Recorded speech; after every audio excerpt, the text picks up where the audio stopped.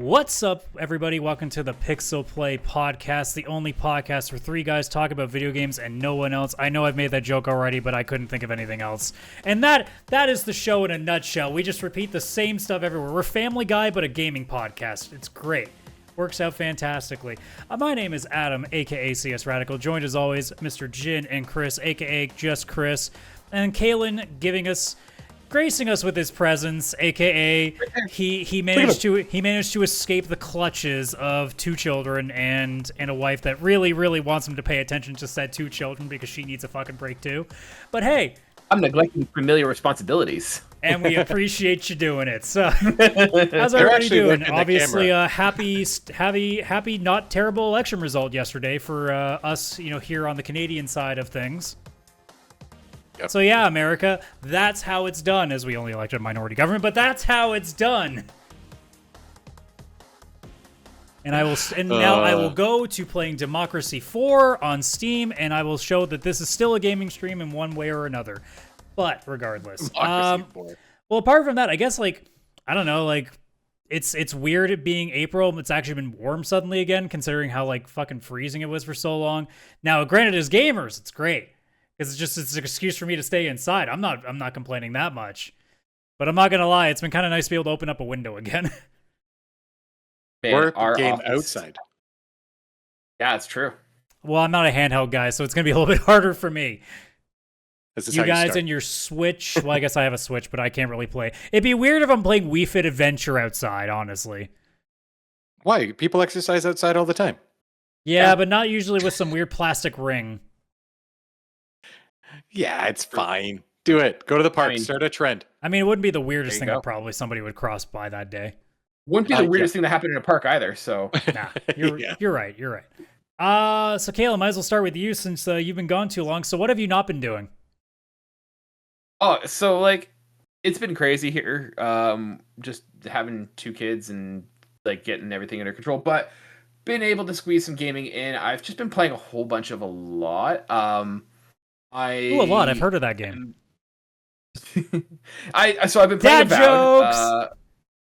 Fuck me. You don't have the right to that. I've been playing a lot of Avowed. I'm about 3/4 of the way through that game. Absolutely loving that. This is a phenomenal game. I would put this above Skyrim in terms having only recently played Skyrim and not playing it before. This is, to me, I would rather play this than Skyrim.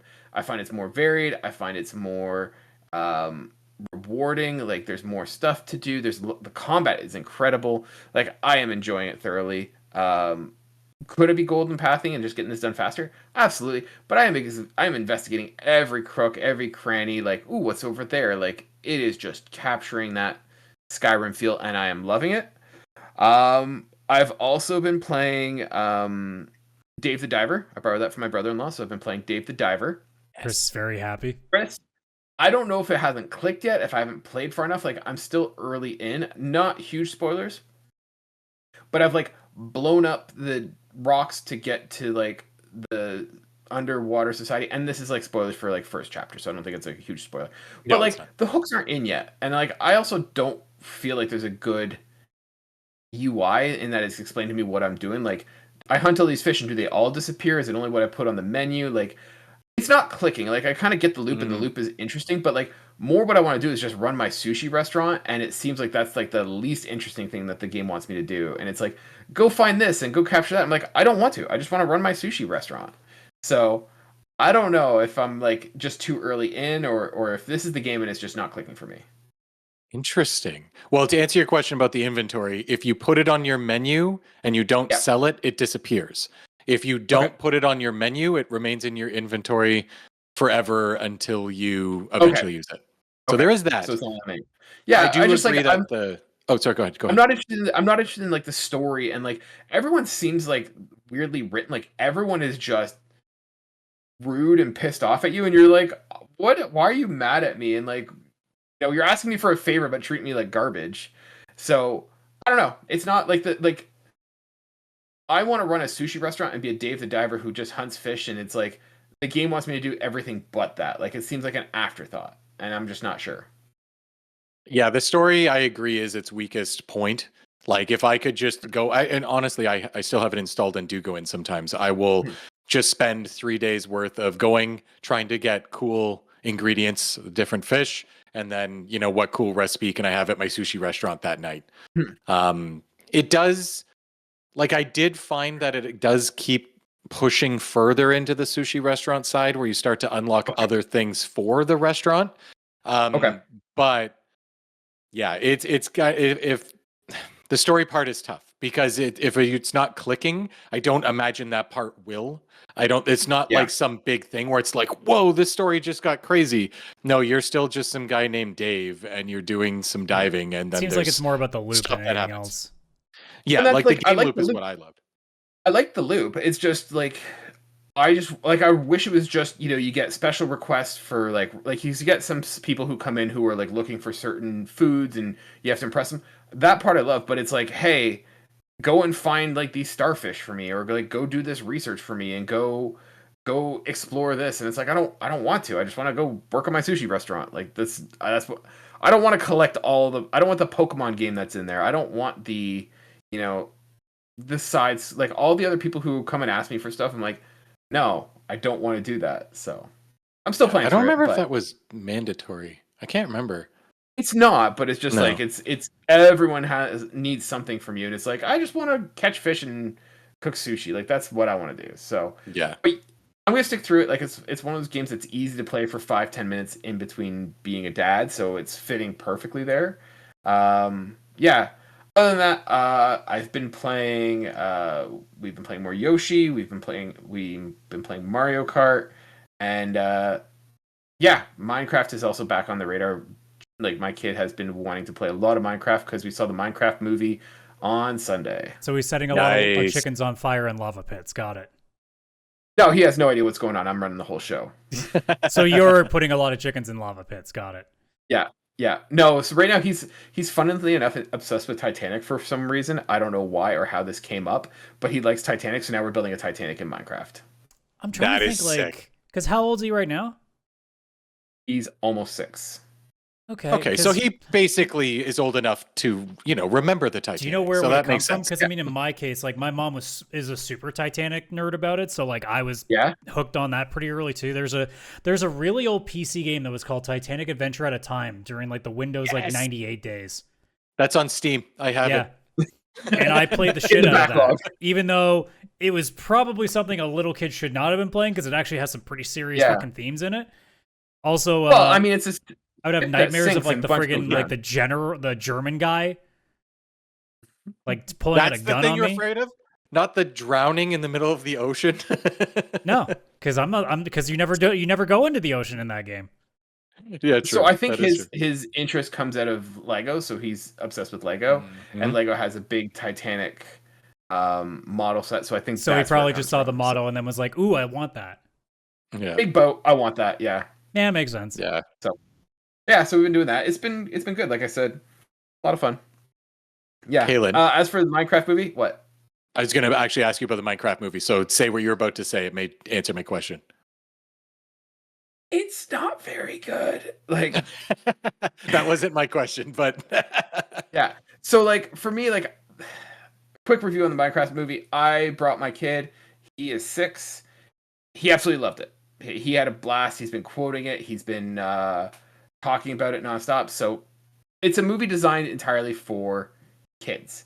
It's not like the Mario movie. It's not going to appeal to like the entire family. It is weird. It is weird. Like it seems half-assed, and like the dialogue is bad. The story clips at an astounding pace, like just checking boxes. And honestly, like it feels like it's a YouTube, like a movie that was made for YouTube, and then it looks like one of those weird like 2-minute YouTube videos or like videos that we used to see on like Newgrounds, and they just turned it into a movie.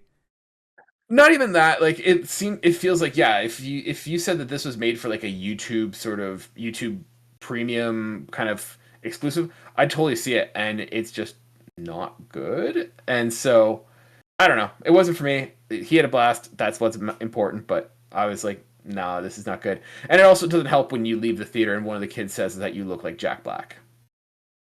Oh, I guess. You do not look like Jack Black, but you do have a big beard. I was gonna say you have a big beard, and you look like you've got a little bit of age to you because of said gray parts of the beard. So I mean, you unfortunately, I mean, look, unless you can play a wicked guitar and you can sing like Dio, you know, at the top of your pipes and shit, like maybe you could pull it off a little bit better. But I'm gonna assume if we ever go karaokeing that's not gonna be the case. No, but yeah, so leaving the theater and someone's like, "You look like Steve."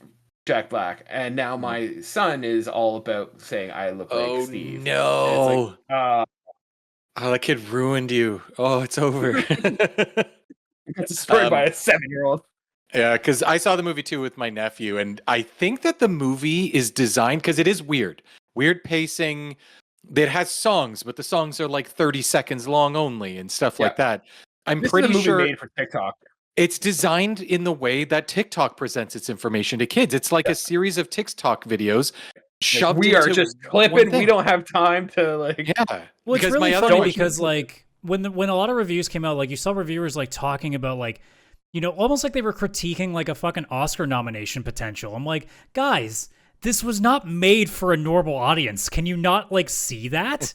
It's like if you have somebody rating a fucking Call of Duty game and putting it up against like Elden Ring or like really like well put together games. It's like, guys, no offense, but like these two things aren't the same.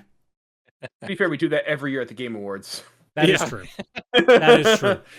And like I don't like, I'm not looking for, you know, high class cinema. My only concern, you want to leave with more brain cells than when you came in with. Not even that, but my concern is the amount of money that this movie has made, and it's just going to encourage film studios to make more of this slop. A lot more slop, and we're going to have a lot more things where theaters are going to have to put up more signs to try to keep people from doing shit, apparently, too. Yeah. That's my concern. Like, I don't care if this is, like, stupid flash in the pan, like, have fun kids movie. And then, honestly, the way I felt like this felt like a 1990s, like, Disney straight to like VHS kind of movie where it's like, cool, you made it for the money, you made it for the kids, you made it half-assed, cool, but it's just done such gangbusters that like we're gonna see more of Jack Black. There's gonna be a sequel. I mean, that's unfortunately the power of TikTok, and that's the power of the license. Yeah. So basically, to summarize, youth today, old man yells at clouds. So we know the Fortnite movie's next. Oh God, I'd rather the Minecraft movie. I could not. Oh, or Roblox. No, God. At least Minecraft I can get behind. Yeah. Were there kids yelling out the lines of the movie as it happened? So I think we made a good choice in that we went to Cineplex and we did like the kids club, and so it was more kids, I'd say, in and around the 5 to 10 age. Okay. So you had far less of people that would have had like more TikTok exposure. It was a smaller group.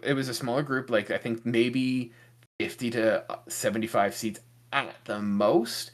And a lot of kids who came with their like parents, guardians, whatever. So there was still like the excitement, like chicken jockey, all the kids like yelled it and like giggled and stuff, but there wasn't like the obnoxious like lighting things on fire and like bringing farm animals into a theater kind of thing.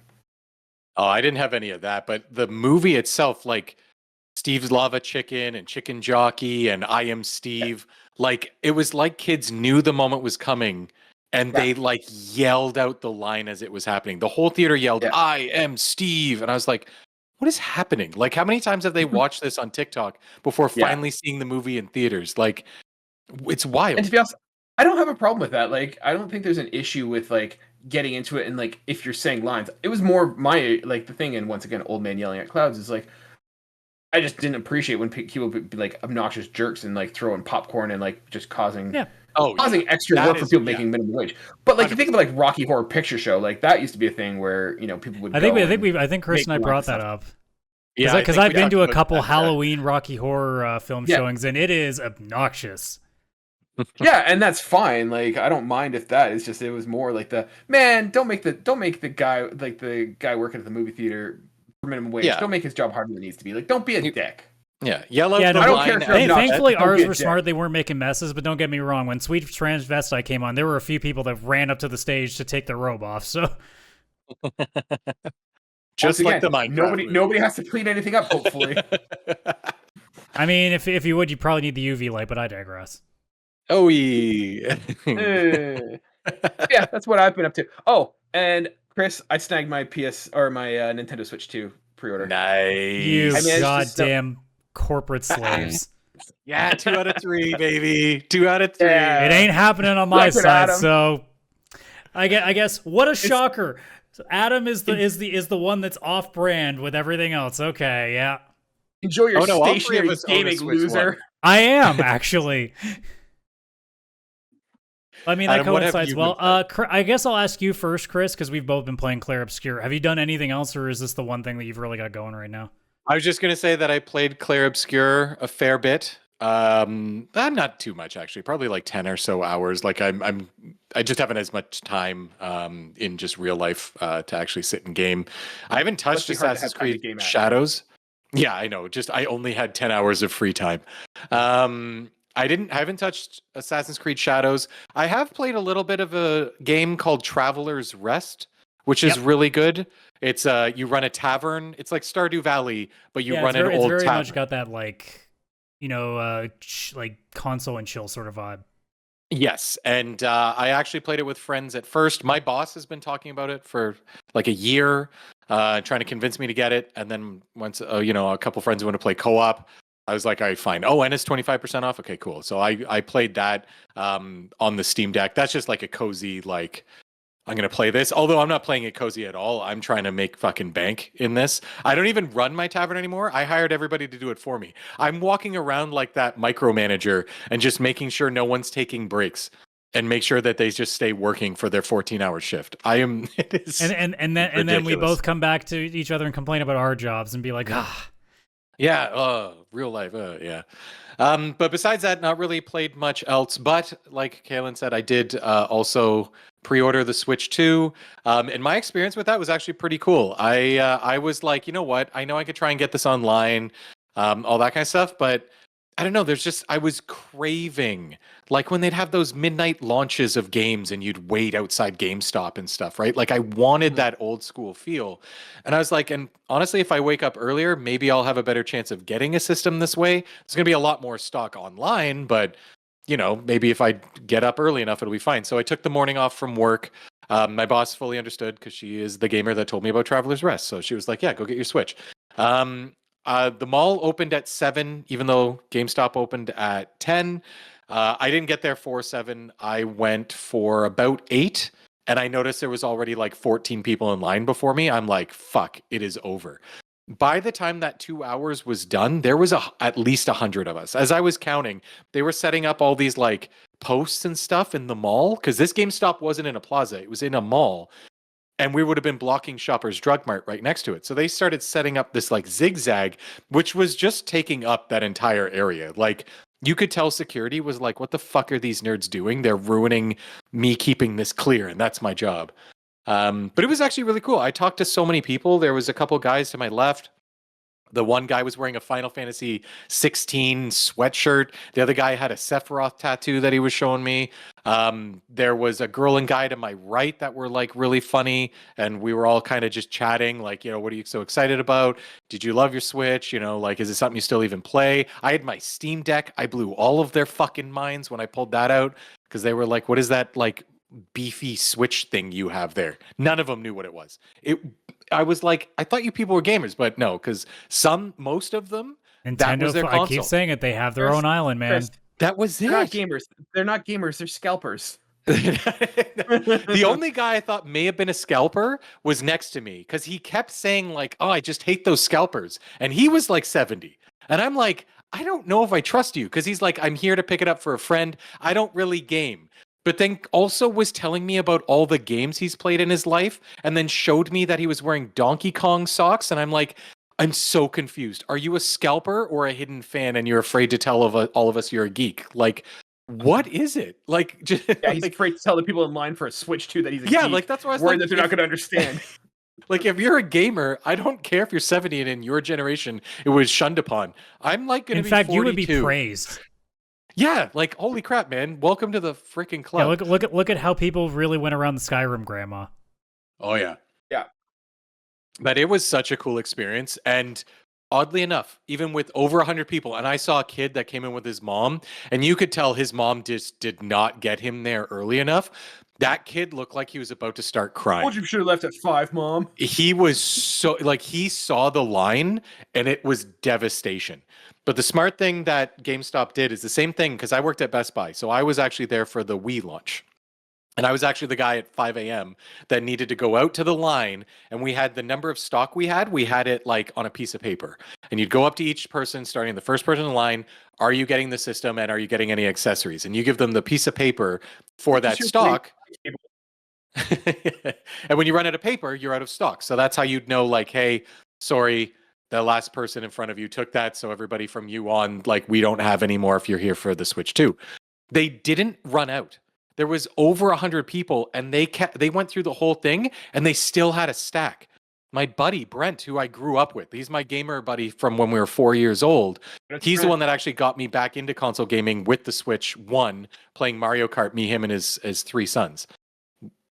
Great guy, love him, but he didn't. I don't even know if he knew the Switch was coming out. So I was like, I messaged him and I sent him a picture of me in line, and he's like, holy crap, is that today? Is the pre-orders finally up? And I'm like, yeah, it's happened. So then he's FaceTiming me at home, and he's like, I had the day off, but I've got the kids. Like, do I go and get it? What do I do? I'm like, I mean, don't ask me. I'll tell you to get it. Like, I'm not the financially smart one here. I will just buy it. I'm in line for this overexpensive freaking Switch. He went later in the day at like 2 or 3 o'clock. And they still had the Mario Kart World bundle, which I assume would be the one that sold out most, because you save $40 on the extremely expensive Mario Kart if you buy it that way. Mario Kart. Yeah, and like, of course, that's what him and his 3 boys are going to play. He went like hours later and got it. And then, of course, in my head, I was like, it was a great experience, but I could have slept in and just gone later and not waited on the floor of a mall. But you would have been agonizing the entire day about it. 100%. I've been like, no, I'm not going to get it. I saw 14 people there, and I was like, I'm not fucking getting it. This sucks. Yeah, it was wild. It was great talking to people. And yeah, Nintendo people, they live on their own island. They live on their own island. It's surprising how easy it was to get a Switch too. Like, I went the opposite route. I went through like online because I had to work. And so we had like, I went on Best Buy at 9 a.m. and like it didn't work, right? Like the website had crashed, whatever. I thought I wasn't going to get one. I got Jen, who was at the mall, like going to the mall later. I said, hey, when you get to the mall at like 11 or so, like, can you stop at Best Buy or at GameStop, see if you can get me a console? And she did. And I went to Best Buy like at around 11. Stock was like replenished, and I got one there. And then I was like, you know what? I'd rather buy it from Amazon. I got a bunch of gift cards through work from Amazon. Amazon's my preferred vendor if I can get it from anyone. I got one from Amazon like yesterday. Like I signed up for the invite on maybe Monday, and like by Wednesday I got the invite saying like, hey, do you want to pre-order a Switch? And so I don't know what's going on, if it's just been overproduced or if it's just not selling as well as they had anticipated, but I think it's pretty easy to get one. So yeah, like I'm sitting on 3. Huge stock. Yeah, like I'm sitting on 3. I'm gonna probably cancel 2 or sell them to like buddies or something like that who want them if it turns out hard to get. Yeah, if they couldn't get it, yeah. Yeah, like, but I anticipated like it would be much harder. Like that, like if I got one, let alone being able to get one from my vendor of choice. Yeah. Like, it was wild that there was over 100 people in line, and I just saw them keep handing out tickets. I'm like, what is going on? Because I remember, obviously, this was the pandemic, but the Xbox and the PS5 were really hard to get. When I went to GameStop, I got the Xbox Series X kind of on a whim. I was originally get the Series S, but they had some Series X in stock, and I asked that GameStop, which was in the same city, same GameStop. I was like, how many did you get in? And they were like, 7. So I was one of 7 people who picked up the Xbox Series X as a pre-order at that GameStop. And here there's over 100 Switches, like easily just ready to go. I think you're missing the lead here. So Nintendo wants to get as many of these things out on the shelves as they can because they have a $10 tutorial game to sell you. Fuck, I'm still so pissed about Do you know how much money that is? Chris, want to take like a pool? Which one of us is going to break first and buy it?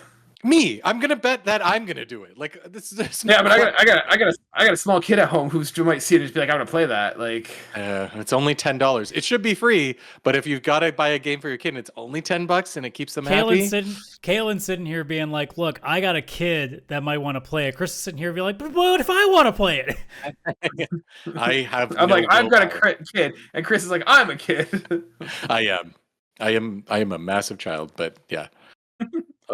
It was a fun experience, though. I look forward to it, and I kind of hope they do like midnight launch where you can go and line up, because apparently that GameStop has been doing it for only major Nintendo releases because people buy a lot of physical still compared to others. So people in line were telling me about Tears of the Kingdom, stuff like that, like crazy midnight launches where everybody was still in the mall and everything for midnight. They do that for this console. I am 100% going and doing that, because the last time I did that was Fallout 4. And it's been a while since a GameStop has done that for a game I was getting. I think I did. Last one I went to was like Jedi Survivor, I think was mine, or Jedi Fallen Order. Oh, they did one for Jedi Survivor. Nice. Yeah, I haven't done anything like that in a long time. I think the last one might have been like Call of Duty Modern Warfare 3, because I was more like, fuck, I'll go when it opens at 10 in the morning. I don't give a shit. Yeah. It's not what true gamers do. You guys, I've been gone for a little while. Did you guys talk about the digital key aspect of Nintendo and stuff? I was curious where you guys felt on that. A little bit, but like for the most part, bit, like it's in the sense of like until we really see like what it means in the long term, like it's hard to really say. Okay. Because I know we were talking about it in the chat. Like I think the digital key is super smart. As the physical game collector in the group, like I am totally on board for a digital key. Like I think that's super smart. And it answers the biggest problem we've always had about digital games of like, hey, once you have it, you can't sell it, you can't like trade it in, you can't share it with friends. And Nintendo I think it's solved more that the problem. concern of like, will that download link still work 10 years from now? Oh yeah, right. Like that's the ultimate thing. I think there's definitely an argument to be made of like, will it work in 10 years? I don't know, but like. But then like, is it ownership then if it does go away? That's like the question that we're seeing with the Crew, right? I don't think there's an issue. Like, I totally understand the issue with like ownership and stuff, but I don't think there's really any game that I can say that I like have full ownership for. Like, servers crash, whatever. Servers go down, servers are turned off. But I think even if it's for an offline only game, like if you have a copy of the game, like you can always play it. But if you don't have it downloaded and say the servers are gone forever, like you now have an offline game that is useless. Yeah, I hear that argument. I think it's really cool that you can now take your digital games and share them, transfer them, sell them, do whatever you need to, and like that's a really cool step forward in terms of like moving towards digital spaces, right? And it doesn't negate, it doesn't push out like the online like the physical retailers and stuff like that. Because I've not been a fan of the digital games and having monopolies of like having to buy exclusively from Nintendo and then or from PlayStation or Xbox and then being stuck with it. So. Yeah, 100%. But I don't want to derail our topic.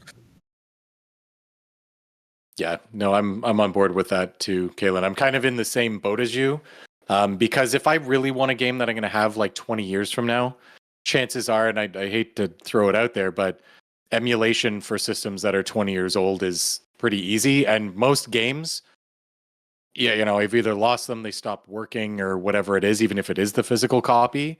Plus, so many games now have like, even if it is a single player game, you need like a PSN login and all that kind of stuff. And if you're not connected to the internet or log in, it doesn't work anymore. So if PlayStation shuts down its PS3 server and there's a single player game, but you still have to be logged into PSN for it to work, and all of a sudden you can't because the servers are down, now you have a physical copy that still doesn't work, which to me is like, what is even the point? Like, why are they making it where you need these online logins or you need to be connected to the internet just to play this game and all that kind of stuff? I think it just works a lot better when it's Switch was kind of like this, where it was kind of just a cart and you played it and didn't really need anything else because Nintendo didn't have a lot of online features. They were the closest thing we had. It's maybe not as much anymore, but it was like a Super Nintendo in your pocket where it's just the carts and they do what they do and like that's it. So yeah, it's a tough one. It's a tough thing. I know we're like 30 minutes in. We've not even talked to Adam what he's been playing. So what's new with you, Adam? That's okay. No one wants to hear what I'm talking about. But Chris and I know we both been playing a bit of Clair Obscur Expedition 33. I might as well start because I like to be the person with the contrarian opinion. This game is terrible. No, I'm just kidding. I was Adam, so before you get into your opinion, I actually am curious. Can you tell me about this game? Because like I remember seeing it briefly at the Xbox developers conference, and I felt like it blinked. So like, tell me about this game, what it is. So it is a turn-based JRPG that I can only describe as being very Souls-like in the way that there is a very time-based dodging and parrying system. And the theme of it, whether it's in its visuals or its storytelling, is still very much the bleak, like everybody's dying around you sort of thing that those kind of games have. And there is some lighthearted stuff to it. Like there's some, I mean, for God's sakes, there's a costume that you can get that makes your character essentially look like some rag doll that you put together with, sewing kits and like every quilt under the sun, like it's Nightmare Before Christmas all over again. But for the most part, at least from what I played, I don't know how far you are in, Chris. I'm like maybe around like 10 hours in. My characters are like just shy of level 20 at this point. Yeah, I think I'm a little bit behind you. I'm getting to a village. Yeah, I just got to the village and went through their arena, so we're probably around the same spot. Okay. So what I'll say is this is a turn-based RPG. I keep calling it a JRPG because that's how my brain is when it comes to turn-based RPGs. I just assume immediately that it's like that, but it's a French game. And it's very obvious in that it's French in its design, so like that's, I will say it is a stunning game. Absolutely fucking stunning. Like Chris, beautiful. Obviously the floating water level. Oh yeah. Like one of the first major dungeons you're in, fucking gorgeous. I mean, even like the first, like I took screenshots of it at the very beginning of the game in the city that you're in, just being like, holy shit, like this is incredible. So the big conversation around it is it's already being propped up as like a game of the year, right? That does check out. It is the highest rated game on Metacritic next to Blueprints. So it's arguably those two. I mean, honestly, if you're really looking at it right now, if we cut off the debate this year, like I would say at this point, it's either Clair Obscur or Split Fiction. Like Blueprints should have a good shot at it, but as an indie game, I never give it props for that. But I look at your front runners right now are Clair Obscur and Split Fiction.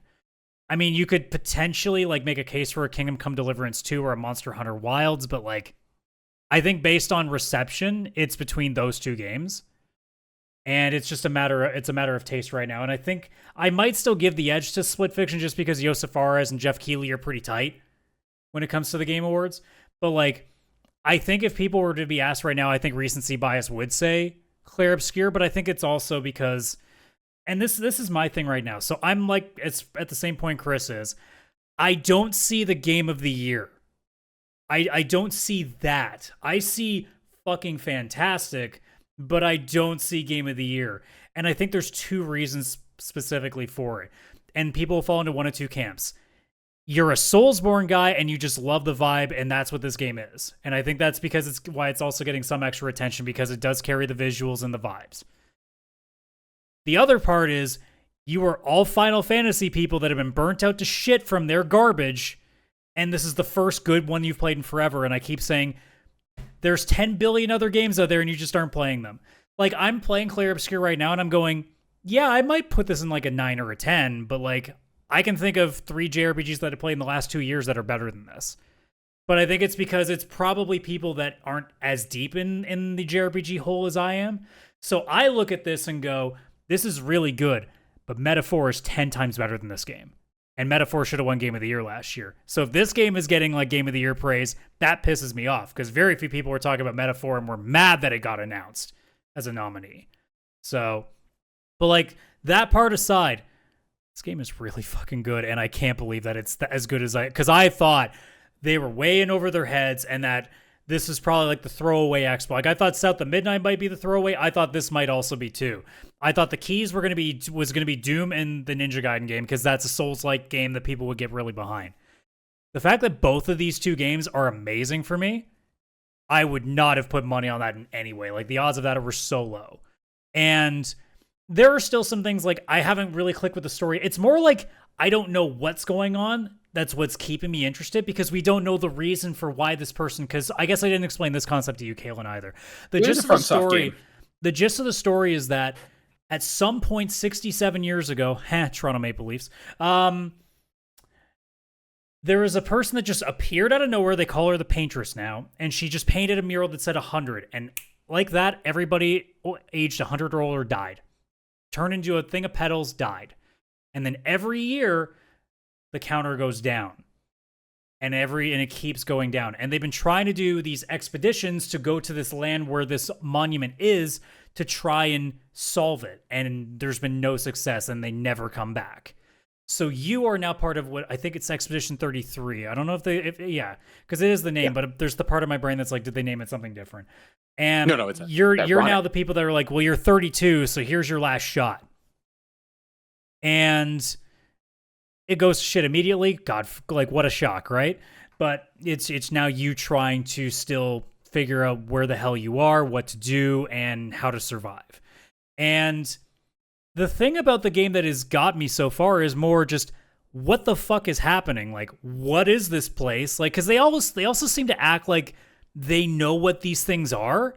So like, it's strange. Like, is this world always had certain things and they don't, or did this monument like take the place of another area of this country? Like, we don't really have information yet. We don't even know why the Paintress exists and why she's doing what she's doing. We just know she's killing everybody. We don't even know. There's a part of my brain that doesn't even know if they're dead, if all these people are dead, or if they're just like Thanos snapped, right? So like, there's so much unanswered questions. So it's the intrigue of what's happening that's keeping me going. The story itself, like for what's happening in between, is not that interesting as far as I'm concerned, but the interactions between the characters is enough to keep it going. Like Gustav and Mael, the two of them are they're very Ellie and Joel-esque to me. Like, they do have that very much, like, it's more of an older brother, younger sister relationship, but it's kind of a similar vibe. And I mean, a lot of people are just enjoying Luna or Lune, whatever her name is, just because she's the one person that decides shoes are an option. So, you know, if you got a foot fetish thing, that's your thing there. No shame here. But like, I was initially averse to the game's mechanics. I actually really like the dodging, because it's not inapproachable. I thought originally it was going to be too challenging. No, it's fine. There are certain fights where it takes a little second, and especially because there are some enemies that have more variance to their moves. In the same way that, like, when you used to play Punch-Out, some characters are really easy to figure out, while others have like 7 different tells that you got to memorize. The only thing that I've dealt with is I've moved the accessibility options to turn the QuickTime events off for the attacks, because I don't like the window they give you. So I instead just turn that to auto, and it just kind of randomizes what's a critical and what isn't, which is fine. That doesn't hurt my feelings nearly as much. But everything else is fine. I will say, and I don't know if you've gotten far enough to look at this the same way too, Chris, I still have the same issue that I said when we were talking about the game over the showcase, and that there are way too many perks, and I don't like the fact that list is going to keep growing. Because like right now, I'm already at a point where there's like 30 perks, and I'm like, I know that you equip 3, and then you use remaining points to add as much as you can, but I'm also like, there's gonna come a point where I have 3 equipped, but I have 70 points that can go towards 100 things. I don't like that, because there's too much, and I know I'm gonna default to just one thing over and over again. Like right now, my biggest thing is I put everything towards fire, because fire stacks, and the more you stack, the higher each burn damage does. So all my party does right now is one guy attacks until he gets his like special move, which does a lot of damage, and everybody else is just casting fire, so that every time an enemy takes their turn, it does like 1,000 damage to them, because the stack's so high. So like, I feel like everything that they're putting into this, because they have a lot of weird perks that do things based on certain effects, and I'm sitting there being like, I don't care about 80% of what they're giving me right now, because I don't need to use it, because I'm just breaking it however I've chosen to. So maybe like, from like, you know what, if this game ever got a randomizer, this would be perfect for it, because you could really do some interesting stuff with that. But like, I know as I get deeper, I'm just going to be like, I don't care about that thing, I don't care about that thing, like I'm just going to be ignoring them as they come in. I also don't know if I like the weapons, the way that their skill is done very well, because it has sort of like a mobile leveling up system that I don't like, because you have to use items to level up your weapons. So you have to acquire a certain amount of them before you can level it up to, say, like level 4 is where the first ability unlocks, and you have to get certain items to do that. So it's a little irritating, but it's not like a deal breaker. The last thing that I'll say that I don't like is the lack of a mini map, because there are very clear secret paths to this, and they have very useful things to win. And I don't like the fact that I have to spend, like, I've reset my game 3 times already in this journey because I hit a cutscene, and I don't want to have to go. I don't know if I can go back or not, so I'm not risking it. So I'm resetting so I can go back. Thankfully, the autosaves aren't terrible, so I'm not really losing progress. But I don't like the fact that, like, I have to test whether or not this is the cutscene area. Generally, I've started to figure them out because they're very obvious open boss areas. But still, I shouldn't be having to do that. I should just, like, my JRPG brain should be able to figure it out, and most of the time it does, but it's not working all the time, and it's making me feel like I'm having to play the game ridiculously weirdly to try to make sure I don't miss anything. Because, for example, I could have missed an ability that I really, really like using that's specifically for my base attack. And if I hadn't thought to look, you know, if I finished the area, and who knows, maybe if that area was locked off, I'd never get it again. Because JRPGs are bad for that, where sometimes a dungeon's just gone, and you never have a chance to get anything that was there again. So, like, the fact that there's no map to tell me if there's anything that I might have still missed is very irritating, especially when there are potentially grapple points or places to climb that you might not be aware of. So that can be a little frustrating. But, like, other than that, music is 10 out of 10. Honestly, like, I was going to say originally, South of Midnight might get it. Shit, this game has these 2 games are going to be duking it out for soundtrack right now. They're both fantastic. Visuals are incredible. Voice acting is really damn good. The battle system is way better than I thought it was going to be, especially with the dodge mechanics. So, like, I'm loving this game. I don't think this is my game of the year. I still think I'm leaning to Blueprints, but if the story really starts to catch, then we got an interesting conversation. But, like, yeah, no, like, it already has done 1 million copies out, like, not even counting Game Pass. That's well deserved, and I'm very glad that this is doing it, because Square Enix needs a good kick in the ass once in a while, and it can't just be Persona that does it. So I'll let Chris have the floor now, because I think I just rambled for like 15 minutes. I don't agree with any of your gripes, because I only agree with the one that's the minimap. Other than that, this is my game of the year. I don't think anything's going to come close. There's no way. I love this so much, but that's because I like the art style and stuff of, like, Souls-like games. I don't actually like the games themselves because they're too hard, but I've always enjoyed the aesthetic of them. Like, Elden Ring looks beautiful, Lives of P. Like, I love. Yeah, it's like beautifully somber. Look. Yeah, and this game is like Final Fantasy 16 characters that somehow merged with, like, Elden Ring world. I don't know, with a little bit of Tim Burton executive producing whatever the heck's happening. Like, yeah. It's just this weird mix that works really well.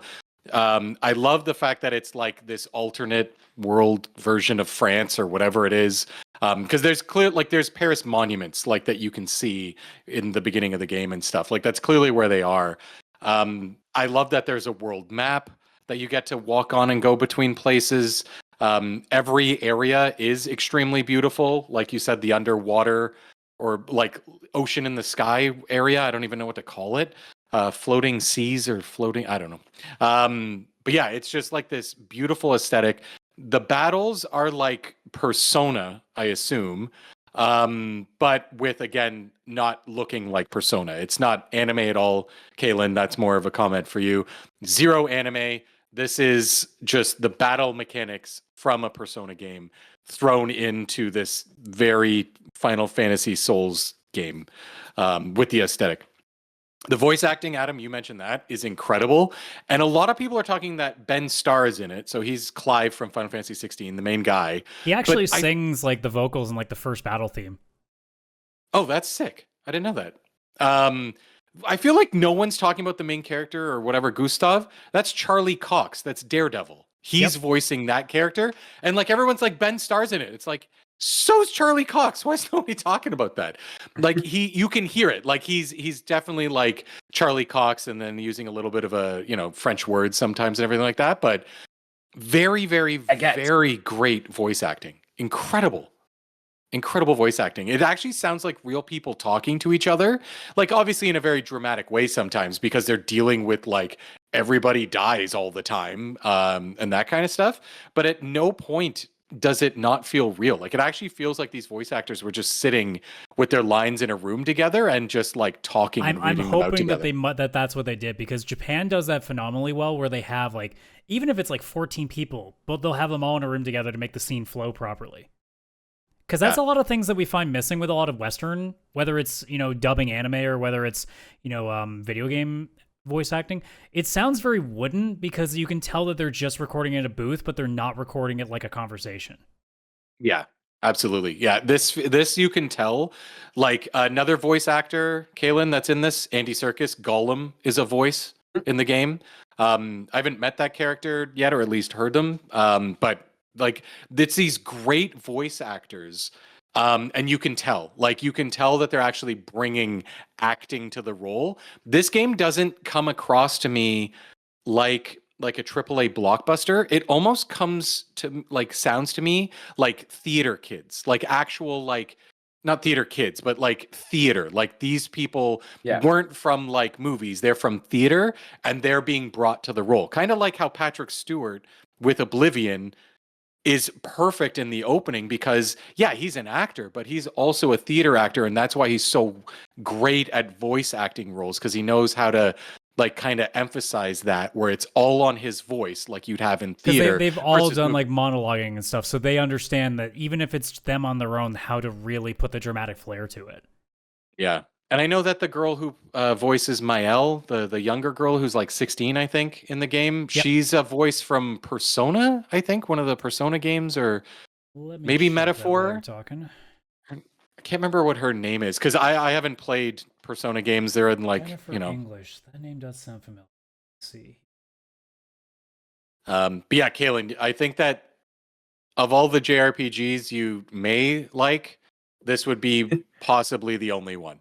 So it's not Persona, but she did do Shadowheart and Baldur's Gate. Oh, Baldur's Gate. That's what it was. She's in Baldur's Gate.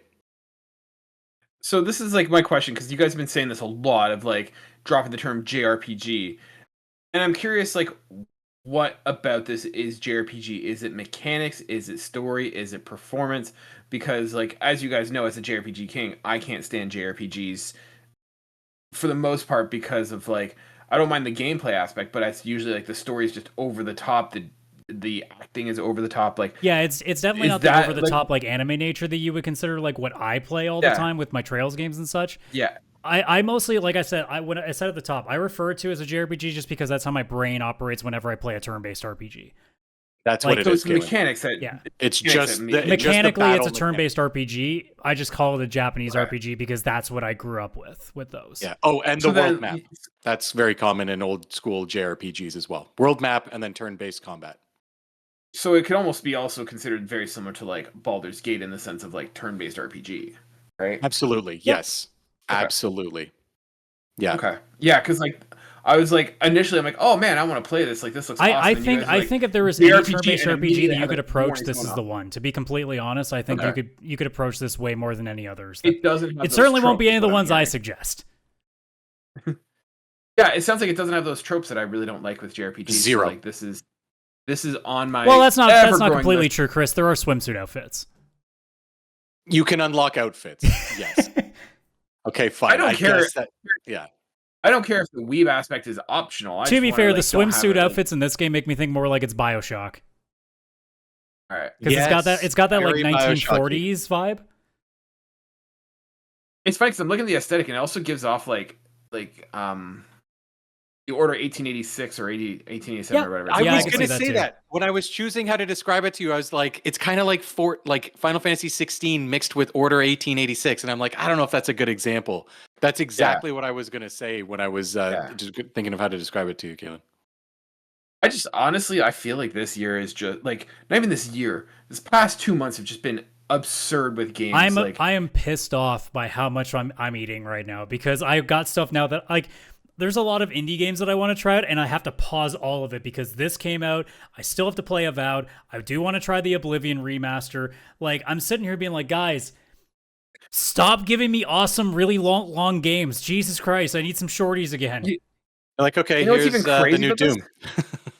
You know what's even crazy about this? This is mostly just Xbox doing the heavy lifting. Like, PlayStation hasn't come out with anything. Like when we came out of that showcase, we all thought, like, well, I personally thought, I'm like, if they even have one banger, that's a win. But like, I feel like a couple of these might be like 7s, and so far, they are 2 for 2 with solid fucking efforts. No. Assuming the other two are good, like Avowed is also, like, for me, you guys were talking about Game of the Year. Avowed is probably not going to win, but is very much a contender for me. Like, it has every right to be in Game of the Year conversations. Yeah. So like, it's amazing, like, the year that Xbox is having, that started early, admittedly, with Indiana Jones, but like, we've had Avowed. Can you imagine if that game if they waited for January? Like, we'd be sitting here being like, holy crap, like, Xbox has like 3 or 4 potential Game of the Years. Yeah. Like, because for me, like, I'm starting to have a backlog where I'm beating Avowed. I've got Assassin's Creed Shadows still sitting. I've got Blueprint. Is it Blueprint? Blueprints. Like a king and prince. Okay, thank you. Blueprints. I've got this now, and I've got Doom just coming around the corner. Like, the amount of games that are coming out is just absurd. And I've got a Switch coming in June. What am I doing? Like, honestly, like, Xbox, like, is now, like, for the first time in a long time, relevant in gaming conversations. And the frustrating part, what's Sony doing? We don't know. Yeah. Sony's busy making state of plays for Borderlands 4. They're panicking. Yeah. I guarantee you internally they're panicking. But Ghost of Yotei, like, they have their own game coming, and they just, like, Kaylan, you had mentioned in our Discord. And that's not until October. It was just a blog post. Xbox is just destroying the hype machine right now, because it's just they're just making gem after gem here in the spring. Like, and so far Sony doesn't have anything of interest until October with Ghost of Yotei. Like, it's crazy.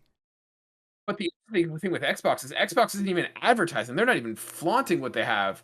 Like, I'm not, like, it's all word of mouth that's doing the heavy lifting. That's the thing. 1 million copies, not counting Xbox, and they haven't even really crazily advertised this game. That tells you how good this game is. Well, it's been banger after banger with Xbox, and they're not even, like, doing anything. They're not even being like, hey, check out Game Pass. Yeah. You've got like 4 solid hits in the last 8 months, and you're not even, like, gonna mention it?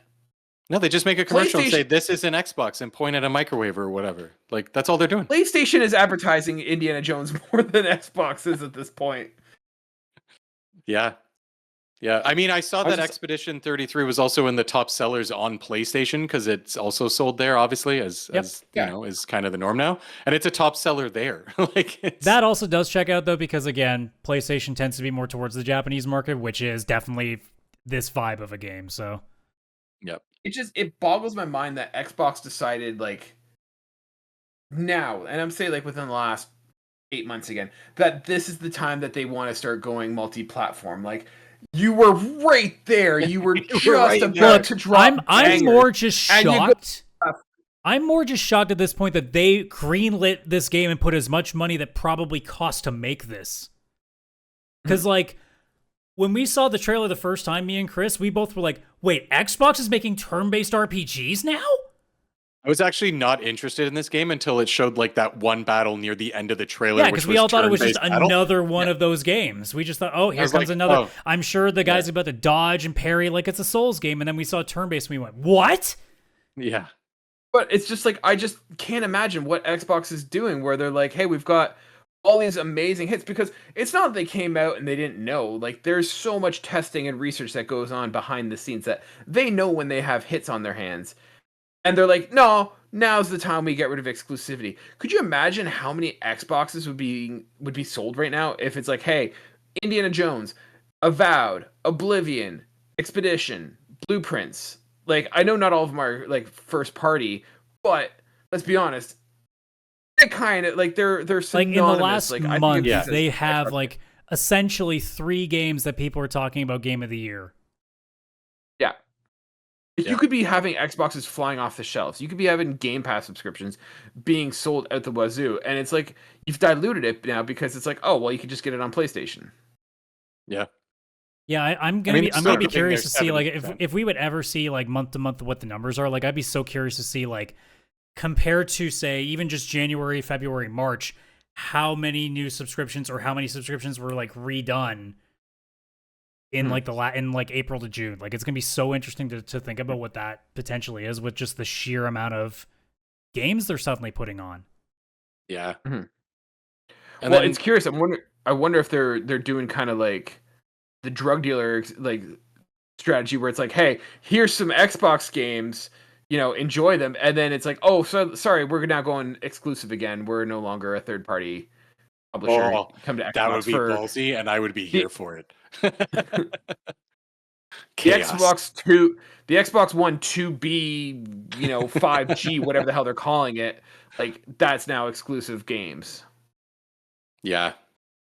And especially with the rumors that the new Xbox is actually also going to be like they're going to kind of merge PC and console, so it's just like a very consumer-friendly controller-run PC.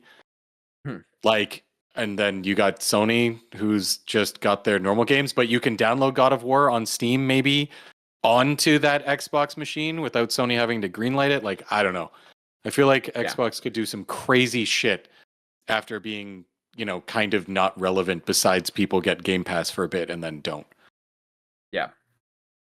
No, like I said, I'm this year so happy that I have Game Pass, and like I kept it because I got grandfathered into that cheap $14, price point, and it has been a godsend in the sense of like I have barely picked up my PlayStation at all. Like I'll probably play it for Assassin's Creed, but Xbox has been my predominant console this year. Yeah, this year. Oh yeah, I normally beat 6 games a month if I'm like, I'm able to game a bit in between work and a bit in evenings and stuff like that. And I'm not talking 6 like Assassin's Creeds. I'm talking like, I played 15 hours of Traveler's Rest. That counts. 4 out of 6 games that I beat in April was on Game Pass. I just kept playing because there was like, Botany Manor, this like little exploration, cozy walking simulator type of exploration game where it's like the story plays out as you're just doing something simple. I was like, that's leaving in the middle of April. I've got to play it. I'll play that. Grab that. Then there was another game leaving called The Rewinder, which is this pixel art, like very old Chinese mythology game that I talked about, I think, in the last episode. That was leaving for like May 1st. I'm like, I better play that. But then I also beat Avowed, and then I'm now playing Expedition, and I also played something else. I don't even remember. Like it's Blueprints. And it's just like all these Xbox things where it's like, I should go play Assassin's Creed. And then it's like, shoot, here's Game Pass. I got to play it because it's going to leave if I don't play it. And now all of a sudden it's just taking over my life. Like it's my thing. Even my Steam Deck, I picked it up and then I just loaded into the Xbox app and I was like, what just happened? It's like muscle memory now. I didn't even mean to do that. It's crazy. And it's also crazy too to think that like even on Steam alone, like it's 13th right now as we're recording this in concurrent player count. So like a turn-based RPG doing that's pretty rare. Like I don't know because obviously I don't check Steam charts every day, but like I would be willing to bet the Metaphor never did that well. Yeah. It's crazy. So like, they're definitely doing something right over there. It would have been nice if they've been doing it for the last, I don't know, like 5 years. It's been kind of quiet for a while, but I guess better late than never. Clair Obscur is number 2 on Steam for top selling of this month. Number 2. It beat Counter-Strike, which is always on there. Checks out. I wonder if this is the payout that we see. Like years ago when Xbox was like, hey, we're buying all these studios, we're developing all these new studios. I wonder if this is now the results of that. And we're now seeing it's finally paying off. Like we've been like, where the hell are the games? And they're finally here. And it's interesting too, because with the exception of like Doom, and I'll give 0.5 marks for Indiana Jones. Like these are new IPs. These are not franchises. Like these are all new games, and that's kind of cool. Yeah, the fact that they've hit on 2 new IP is pretty crazy. Yeah. I know like not nearly as many people are like glazing over South of Midnight the way that Clair Obscur is right now, but like the fact that both of those were not like terribly received, like they didn't turn into a oh my god, why have I forgotten what that crappy vampire game was? No. Oh, Redfall. Xbox, Redfall, thank you. The fact that neither of these have fallen into that or even close to that is very promising. Yeah. Now, does that mean South of Midnight 2 if they do it, or if there's another Clair Obscur game? Does it mean it's going to be as good? Well, yet to be seen. I mean, obviously, we thought Horizon was going to be a stalwart of Sony, and now all of a sudden we're already kind of burnt out on it. Yeah. Another crazy thing with all these Xbox games, they are all single-player experiences, I think. Like, I'm going through most of them in my head. They are not live service. They are not online multiplayer. They are literally just single-player experiences with great story, music, art direction, graphics, everything. You know what's funny? I was just looking at it. Do you know what came out like 6 days ago? What? Marathon. Like Mudgy's Marathon came out. I've not heard a single damn thing about that game. And that was like, yeah, wait, it's not out. There's no way. No, that must have been a trailer. There's a trailer. If I'm looking at this right, I don't think it has a release date yet. Initial release date. Oh, sorry, September 23rd. I'm dumb. I can't read things. See, this is what happens when you're. It's been gone too long, look guys. Like April. Yeah, I read September and read April sometimes too because of all the letters that line up. Yeah, they both use letters. If Marathon was out, you would know because I would be endlessly saying, "Hey, I'm not playing Marathon. Fuck you, Bungie." And then every episode be like, "And welcome to another episode of the PixelPlay Podcast where I'm still not playing Marathon." So I see something here, and it's like initial release date or something like that was April 23rd, 2025. I don't know what that's about. I don't know. Reading is hard. We'll blame I don't know. You're probably using Bing's AI. I don't know. We'll just chalk it up to that. But yeah, like it's funny how much the conversation has been dominated, and like I don't know. Especially when you would think that there'd be no shadowing Oblivion's remaster. And in fact, I'm hearing more people talk about Clair Obscur than Oblivion. Not to say that there's way more people playing Oblivion. Don't get me wrong, but like I'm not hearing in my circles or even looking in Discord and seeing when people are playing stuff. Nowhere near as many. No, people are playing Oblivion and stuff, but like you're also comparing like an old game that's been remastered and stuff. But it's Elder Scrolls. Here's the thing: Xbox is doing so well that like they literally just shadow drop Oblivion remaster, and it's even like not a half-ass remaster; it's a good remaster. It looks like a remake. Like I get that it's the same engine that they're using. Like they took the old code, like they've kept all the quirky shit. Like the AI can still do some really boneheaded shit, but it looks pretty. Yeah, it's Elder Scrolls. It's supposed to be like that. But yeah, like that's not a fresh coat of paint. They didn't just up the resolution and make it more modern and like, oh, install the HD mod. No, they redid the entire game. It looks like a remake. It looks so beautiful. It's insane. Like, think of how much shit we've had with Skyrim being pushed down our throats, and then they have this amazing Oblivion remake, and we don't even see Todd Howard. Like, that's the thing. Like, Todd Howard said it once, and he's gone. Like, speaking just real quick about Marathon, just one last thing. Do you guys know how I can tell that Sony is desperate about Marathon? It's like one of the IPs they bought, or sorry, one of the developers they bought with Bungie, they're releasing Marathon on Xbox. I assumed that would have been not on Xbox and it would have been PC. No. So if I remember correctly, the acquisition with Bungie was that PlayStation owned them it's a weird thing where PlayStation owns them, but they are still independent and can do they're kind of like 1.5 first party where like they still like have to they are Sony owned, but they have the autonomy to kind of release wherever they want to. I see. It's not a Sony decision. That's a Bungie decision. Yeah. Okay, that makes sense. Bungie is kind of like somewhat. They're within arm's reach, but they're not being held by the wrist. Okay, that makes sense. Because I was like, man, Sony, you only got so much. You don't think you believe in Marathon that much if you're putting it on Xbox. Yeah, I don't know. I feel like we're at a point where Xbox is crushing it, and yes, this is the successful, competitive Xbox that I, as the Sony fanboy, absolutely want. Like, look, I'm Sony just has going been to keep far too saying that comfortable. I don't think this game's going to be that great, just so that every time another one comes out, it ends up being amazing, because so far it's working out really well for me. Yeah, be pessimistic, man. You're the secret. Well, Yeah. I mean, to be fair, I also haven't cared about Doom in a long time. So you know what? I've already kind of done that for Doom as well. So, you know, I'm helping my case here. Fuck, Doom I'm hearing looks so good things about Doom. I've heard it's like supposed to be like a bullet hell kind of thing, like dodging bullets and stuff like that. It's very different. So Same way of like And how it's not Ninja like Gaiden, Doom. I guarantee I'm going to play for an hour and just not give a shit about, because I hate those games because they're too hard. And then that game's going to be like Oh, yeah. the one fun hard game. I'd be like, son of a bitch. How do they can't keep getting away with it?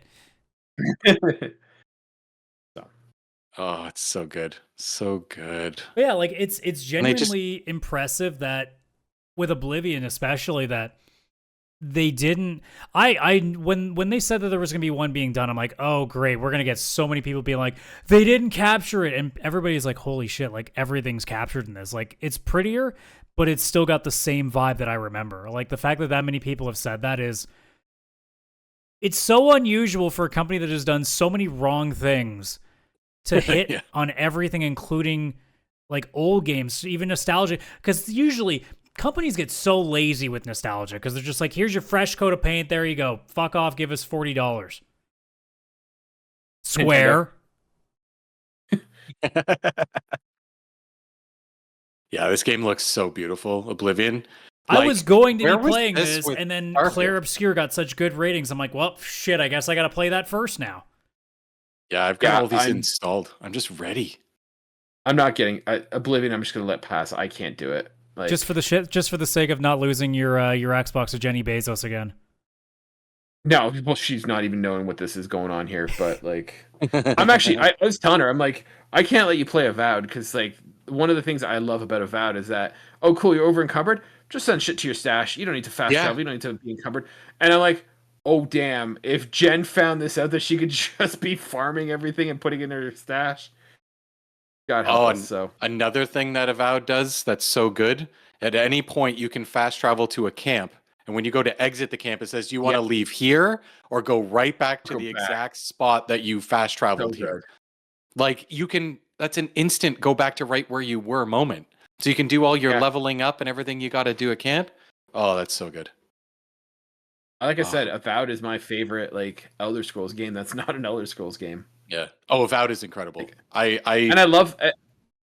I love this. And then we're going back to it, and like we don't need to go back because I know we've gushed about, but like just the scope and scale. Like I love the fact that it's just smaller worlds. Like it's not this massive open world. It's like, hey, cool, you can finish each map in like 10 Look, hours. we're going to keep and, having like, this move on. conversation until companies get the fucking point. yes. But I want to Yes. make a point. You were talking about South of Midnight and how you like South of Midnight may not be doing as well as, you know, Expedition 33 or whatever, but like it may not have to, right? Like it all depends on the size of the I'm willing to bet project, that they right? weren't Like, projecting that one to do as well, but I'm a little more disappointed that it's not even getting like critical talk as much as I would have liked to. Mhm. But I mean, there's a difference between critical talk and sales, right? Like they Yeah. might be doing exactly what they anticipated. Critical thing doesn't mean much in the sense like it's just cool, good job. But like we've had games that have been critically acclaimed that have bombed and Oh no, but you know, I been don't give deemed a shit about the failures. sales portion of it. I'm more sad that just not enough people are talking about it, because I think it deserves to be for people to play, because I can guarantee there's a lot of people that are just ignoring it. Yeah, Yeah, once it's- again one of those ones where I'm like, I'm not playing that. I don't have time. Yeah. And it's not We're like also- it's just a problem of like there's just too many good games in such a short period of time. Like, Well, yeah, we for still you have it's Grand way Theft different Auto because 6 you in that. really have to Yeah. be selective. Oh, I gotta get picky. Like, Yeah, and we're also forgetting the fact that Atomfall also released on Game Pass. That's another Xbox game, the Oh, yeah. Fallout looking game. That I think Yeah. is also just going under the radar, not because it's bad, but again, it's I mean, just like its reviews have been very like okay. Like it definitely hasn't gotten nearly the reception either. So like that's not helping its case either. That it's just falling next to a bunch of like very highly praised games at the same time. yeah, you're the grade 12 all-star athlete coming to, you know, the professional sports league, and it's like, sorry, you were good at your sport, like in your division, but you're in a different league now, and that's kind of I think where Adamfall might have suffered from. It's like, yeah, you're good, but we've got great now. Yeah. God, what a horrible time to be one game it's releasing okay. at that it'll point. It'll be the exact same thing when GTA comes out, assuming this year, and you just see like a period of 3 weeks where everybody goes, nope. Yeah. We gotta take bets. We gotta take bets when we think Grand Theft Auto 6 is coming out. Not when Ghost of Yotai is coming out. I don't think Sony would have put that date if they had any insider information. I assume GTA is mid-November. Sony's not got a good track record to make smart decisions right now with the releases. That's true. So I mean, it very well could be October 7th. Yeah. They're like, you know what? Marathon, Yotai, and GTA 6, because everybody loves to buy games in threes, right? Like all games will sell. Yeah, I think I'm gonna put it. I think Grand Theft Auto 6 comes out in November. Yeah, it's mid-November, mid to late November. I think early November. I think early November, November 7th or 8th kind of thing. Oh, that's another one. Yeah. Day one Game Pass. No, I'm kidding. Imagine, holy shit. That's the other thing. Like, that's the other conversation too. Like everybody's talking like, oh, this is Game of the Year. I'm like, guys, GTA 6 is still potentially coming out. Yeah. I'm sorry, I but like to think of that. You're all competing to try to take second place at this point, because I don't know how badly Rockstar would have to fuck up a GTA game for it to not at the very least get a nominee and to not be the winner. I don't know. Yeah. Like there's a possibility that, not to say Grand Theft Auto 6 is going to be bad, but we may have overhyped it. Like, this game is going to cure cancer. Well, I mean, we did say that about 5. I mean, not we personally, but like the vibe that we were getting was like, well, surely they can't hit every time this way. Now, I would say that they already had their miss. It was called GTA 4, but everybody seems to universally like that game for some reason. I guess it's just nostalgia. Like, I think of that old clip from The Simpsons where like Fat Tony and the Mafia is fighting the Yakuza, and I just imagine all these games are fighting for like Game of the Year, and it's like, come on in, Homer. And it's like, no, but that little guy hasn't done anything yet. It's just GTA 6 just sitting there, and as soon as he closes the door. It's so true. Oh, it's so true. It'll definitely be exciting, but I'm just happy we somehow convinced Kaylan that he needs to play a turn-based RPG. I'm excited. I haven't played it yet. But we've got you interested, which is more than I would have guessed for anything else. That's already progress. We're getting there. Give it time, guys. I'll get it done right next year. Kaylan's gonna be talking like, man, I finally tried Trails. I can't believe I never do this. I know. I'm trying to get ahead of myself here. Okay, let me dream. Let me dream a little bit. that's more than a dream. Okay, yeah, you're right. I'd sooner talk about The Last of Us being a good game. You're right. I probably.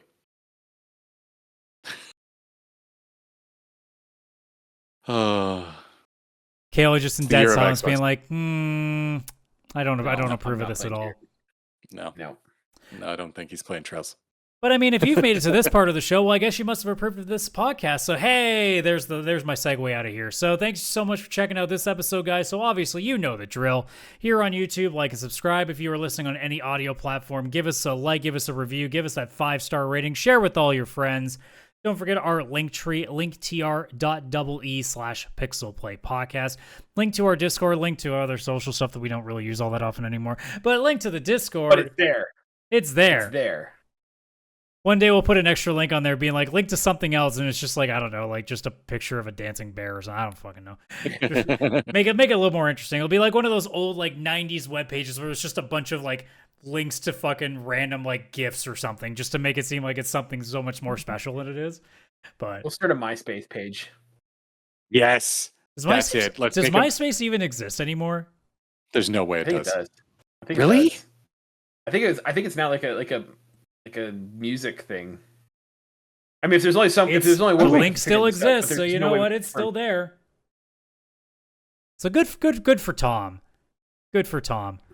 But anyways, you know the drill. You have already said all that spiel before, so you guys take care. Friday's Side Quest, Chris and I are going over Game Boy Advance games that we want to have remakes for, so look forward to that Friday at noon. But every Wednesday at noon is when the main show pops up. So everybody enjoy the rest of your day wherever you may be. Take care. Bye-bye for now.